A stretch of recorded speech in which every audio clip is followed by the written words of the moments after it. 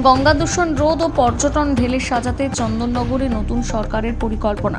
চন্দননগর বিধানসভা এলাকার গঙ্গা দূষণ ভাঙন রোধ ও পর্যটন পরিকাঠামো ঢেলে সাজাতে উদ্যোগী হয়েছে নতুন সরকার। এই লক্ষ্যে সোমবার চন্দননগরের বিধায়ক দীপাঞ্জন গুহ এবং হুগলি জেলা প্রশাসনের আধিকারিকরা যৌথভাবে গঙ্গার পাড় সংলগ্ন এলাকা পরিদর্শন করেন। সকালে তারা চন্দননগর থেকে ভদ্রেশ্বর পর্যন্ত গঙ্গা বক্ষে লঞ্চে চড়ে পুরো এলাকা ঘুরে দেখেন। ঐতিহাসিক এই শহরে দেশ বিদেশ থেকে বহু পর্যটক আসেন, তাই পর্যটন মনোনয়নের পাশাপাশি নদীর বর্তমান অবস্থা খতিয়ে দেখা হয়। শহরের বিভিন্ন নর্দমায় জল সরাসরি গঙ্গায় পড়ছে। এর ফলে গঙ্গা দূষণ বাড়ছে। চন্দননগর স্ট্যান্ড সহ একাধিক জায়গায় গঙ্গার পাড়ে ভাঙন চলছে। ভাঙন রোধে ব্যবস্থা নেওয়ার বিষয়টি পর্যবেক্ষণ করেন বিধায়ক।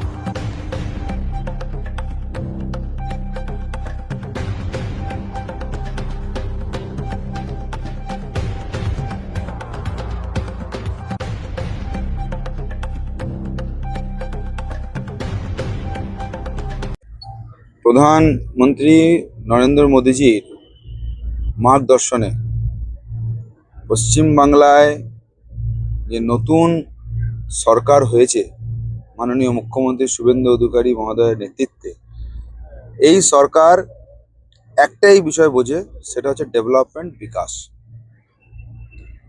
আমাদের কাছে ওই জুমলাবাজি গেমিং পলিটিক্স বলে কিছু নেই। ওই জন্য ডে ওয়ান থেকে মাননীয় মুখ্যমন্ত্রী যেদিন থেকে উনি চেয়ারে বসেছেন, সেদিন থেকে একটার পর একটা সমাজ সংস্কারের উনি স্টেপস নিয়ে যাচ্ছেন।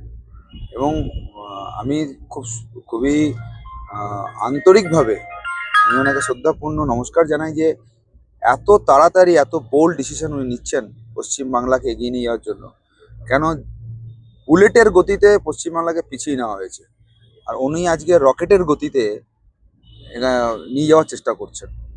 এটা দুর্ধর্ষ।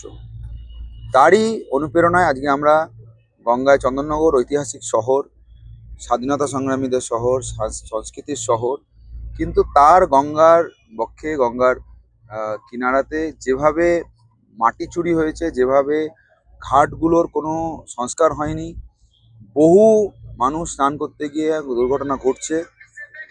যেখানে মায়ের বিসর্জন হয় সেই ঘাটটায়, আদি মায়ের যে বিসর্জন হয় সেই ঘাটটার পর্যন্ত সংস্কার নেই। এবং যেখানে শ্মশান আছে, সেই শ্মশানের যে ঘাট, সেই শ্মশানের ঘাটটাই আমাদের কাছে মানে এমনভাবে করা আছে যে সেই ঘাটটা পর্যন্ত স্নান করার যোগ্য নয়। এবং সেখানে মানুষ দাহ সংস্কার করে সেই সময় মানুষের মনের স্থিতি অত্যন্ত খারাপ থাকে, কিন্তু সেই ক্রিয়াকর্ম করে এসে যে একটু শান্তিতে ওখানে অস্থি বিসর্জন করে স্নান করবেন, গঙ্গায় স্নান করার পরে মন ঠিক হবে, সেই ব্যবস্থাটা পর্যন্ত নেই। মানুষের বেসিক যে ফেসিলিটি সেটার পর্যন্ত এখানে নেই। এটা আমি দেখে অবাক হয়ে গেলাম যে 34 বছরে বাম সরকার এবং 15 বছর ধরে তৃণমূল সরকার মানুষের এই ফেসিলিটিগুলো নিয়ে কোনো রকমভাবে ভাবেনি, করেনি কাজ। আজকে আমাদের কর্পোরেশন এবং মিউনিসিপ্যালিটিস অফিসার্স এবং এসডিও সাহেব, আমাদের অ্যাডমিনিস্ট্রেটর সাহেব, তাদের সবাইকে নিয়ে, মহোদয়দের নিয়ে আমরা আজকে এখানে বেরিয়েছিলাম সমস্ত দেখার জন্য যে কি করা যায় এবং কোথায় কি আটকে আছে। তাতে আমাদের কিছু অবজারভেশনস এসছে এবং খুব তাড়াতাড়ি আমরা কিছু ফেস লিফট এবং কিছু ফেসিলিটিস যাতে ইমিডিয়েট করা যায়, কিছু শর্ট টার্ম আছে, কিছু মিড টার্ম আছে, কিছু লং টার্ম প্ল্যানিং করা হয়েছে। যে শর্ট টার্ম যে প্ল্যানিংগুলো যাতে খুব তাড়াতাড়ি রূপায়িত হয়, এই বিষয় নিয়ে আগামীকাল মুখ্যমন্ত্রী মহোদয়ের সঙ্গেও কথা বলবো। এবং তারপরের দিন আমরা ইউএডি মিনিস্ট্রির কাছেও যাব, সেক্রেটারি মহোদয়ের কাছেও যাব, তাদের সাথে কথাবার্তা হবে। আমি মাননীয় মুখ্যমন্ত্রী শুভেন্দুদাকেও আগ্রহ করব যে তিনিও একদিন এখানে দেখে কি করা যেতে পারে, যাতে এখানে চন্দননগর মানে চন্দননগরে ট্যুরিস্ট ফুটফলস যাতে বাড়ে, মানুষ যাতে এখানে আসে, এখানে তার জন্য যে ফেসিলিটিস এবং তার ট্যুরিস্টের যে আসার কেন্দ্রবিন্দু ওটার জন্য যা করা উচিত সেটাও আমরা এখানে করব, যাতে এখানে মানুষ ট্যুরিস্ট আসলে আর নিশ্চিতভাবে এখানকার আর্থসামাজিক দিক আমূল পরিবর্তন হতে পারে। এটা চিন্তা ভাবনা করে আমরা কাজ করব। কি করা হবে?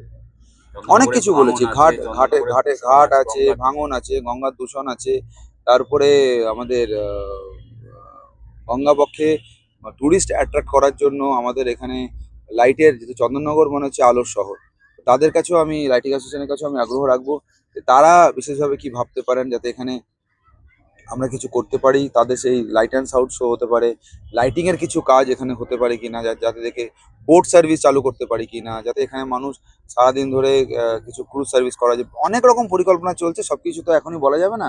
এটা সাবজেক্ট টু অ্যাপ্রুভাল এবং সাবজেক্ট টু সবচেয়ে বড় কথা হচ্ছে ক্যাশ ক্রাঞ্চ চলছে স্টেটে। ক্যাশ নেই, 8 লাখ কোটি টাকার দেনা করে দিয়ে গেছে মাননীয় মুখ্যমন্ত্রী।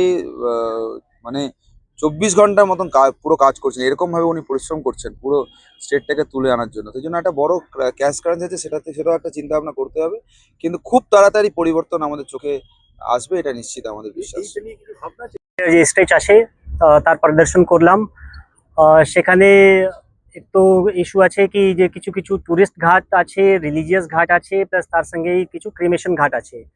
তো এই ঘাটগুলোর কি করে আমরা মডার্নাইজেশন করতে পারি আর কি করে বিউটিফিকেশন করতে পারি সেটা একটু আমরা পরিদর্শন করে একটা অ্যানালিসিস করলাম।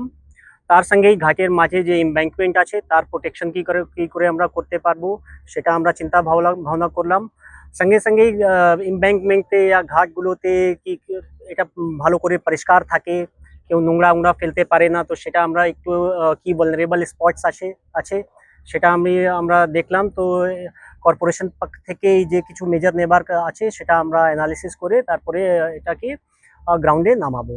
তো এটাই আছে কি যে ঘাটগুলো পরিদর্শন আর পুরো এমব্যাঙ্কমেন্টকে কি করে স্ট্রেনথেন করবো, কেউ এখানে ক্লিনলিনেস থাকে ঘাটগুলোতে, এটাই আমার মানে আজকে পরিদর্শনের objective।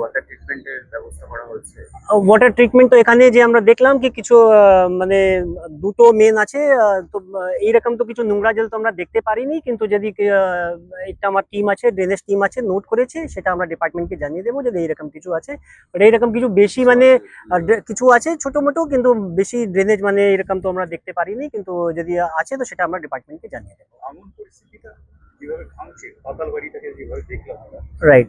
তো সেটা আমরা মানে কি আছে কি কিছু এই তো সব অনেকগুলো হেরিটেজ সাইট আছে, তো সেটা আমরা হেরিটেজ কমিশন হেরিটেজ আমাদের কর্পোরেশন থেকে কমিটি আছে সেখানে একবার কি আজ দেখলাম, তারপরে কিভাবে ওটাকে উদ্ধার করা যেতে পারে আর সংস্কার করা যেতে পারে সেটা আমরা চিন্তা ভাবনা করব হেরিটেজ কমিটিতে।